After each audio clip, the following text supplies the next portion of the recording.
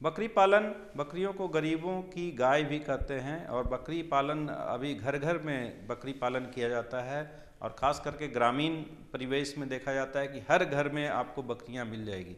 तो इसमें दो तीन चीज़ अगर आप ध्यान देते हैं तो उसमें बकरी पालन काफ़ी लाभदायक हो सकता है और बकरी पालन को अधिक लाभदायक बनाने के लिए वैज्ञानिक तरीके से बकरी पालन करने की ज़रूरत होती है।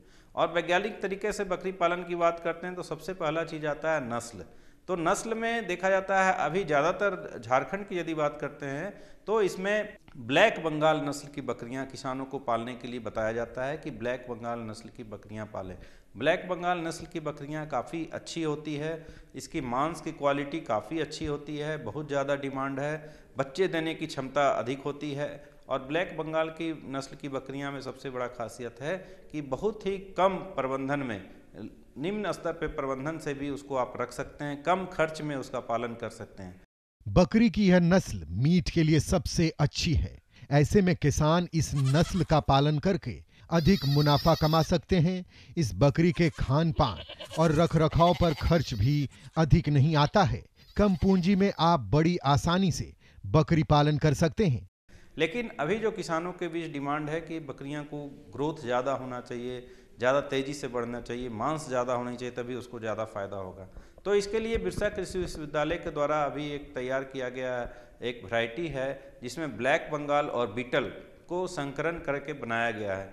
तो ये ब्लैक बंगाल और बीटल ये संकर नस्ल है।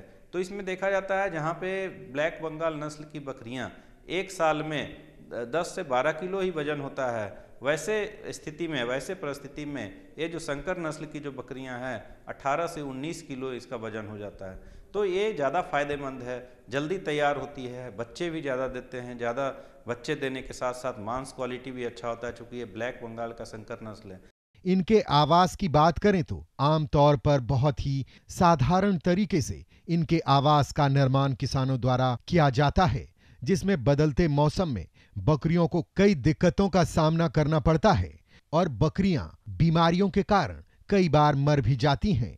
तो आवास में देखा जाता है कि बकरियों को खुला आवास चाहिए और बकरियां जो है कि आवास बिल्कुल सूखा होना चाहिए, आवास गीला नहीं होना चाहिए, साफ सुथरा होना चाहिए, हवादार होना चाहिए, खुला होना चाहिए।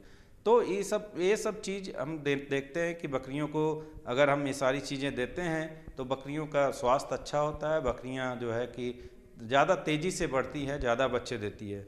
तो आवास प्रबंधन के साथ साथ हम लोग जो है खान पान की व्यवस्था भी हम लोग बकरियों में देखने को मिलता है कि किस तरह से खान पान का प्रबंधन करें।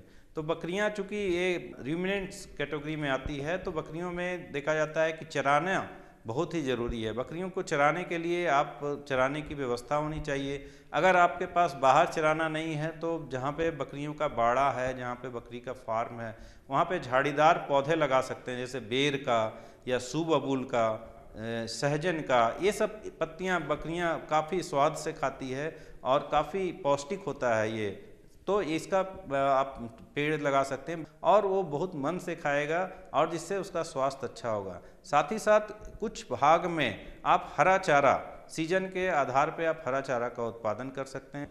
तो ये सब अगर आप देते हैं तो दाने के खर्च को काफ़ी कम कर सकते हैं और इससे आपको, हमारे किसानों को ज़्यादा लाभ हो सकता है। और जो बड़ी नस्ल की बकरियां, जैसे मैंने बताया कि संकर नस्ल की ब्लैक बंगाल और बीटल जो संकर नस्ल की बकरियां हैं, तो हमारे किसान भाई कोशिश करें कि इन बकरियों को कुछ दाना मिश्रण भी अवश्य दें। दाना मिश्रण में हम लोग जो बनाते हैं मकई, चोकर, बादाम खल्ली, चुन्नी, मिनरल मिक्सचर, नमक, ये सब मिला करके हम लोग जो दाना मिश्रण बनाते हैं, तो उसको जो बड़ी नस्ल की बकरियां हैं वो हरे चारे के साथ साथ आप थोड़ा 50 ग्राम 100 ग्राम दाना मिश्रण अगर देते हैं तो ये बिल्कुल संतुलित हो जाता है आहार और ये इससे बकरियों को ग्रोथ काफ़ी अच्छा होता है, तेजी से बढ़ती है।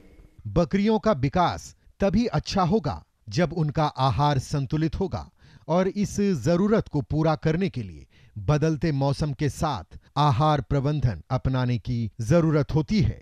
इसमें बीमारियां भी आती है। कई बार तो बीमारियों से पूरे इलाके की बकरियां ग्रसित हो जाती है और उपचार के बावजूद भी बच नहीं पाती है। इसलिए स्वस्थ बकरियों को टीका जरूर लगवाएं। तो पीपीआर का टीका आप अवश्य लगाएं। और अभी जो बदलते मौसम के समय पीपीआर जो बकरियों में होने की संभावना भी अधिक होती है, तो इस समय आप अभी टीकाकरण करके, बकरियों में टीकाकरण करके इससे आप उसका बचाव कर सकते हैं। तो ये बकरियों में बीमारियां तो और भी होती है, लेकिन पीपीआर जो विषाणु जनित रोग है ये काफ़ी खतरनाक है। इसके साथ ही साथ बकरियों में, चूंकि बकरियां को हम चराते हैं, तो आप कोशिश करें 4 महीने में एक बार कृमिनाशक दवा अवश्य दे दें, तो बकरियों में बीमारियों से लड़ने की क्षमता भी अधिक आती है। तो इन सब बातों का ध्यान रख करके आप बकरी पालन से ज़्यादा फायदा ले सकते हैं।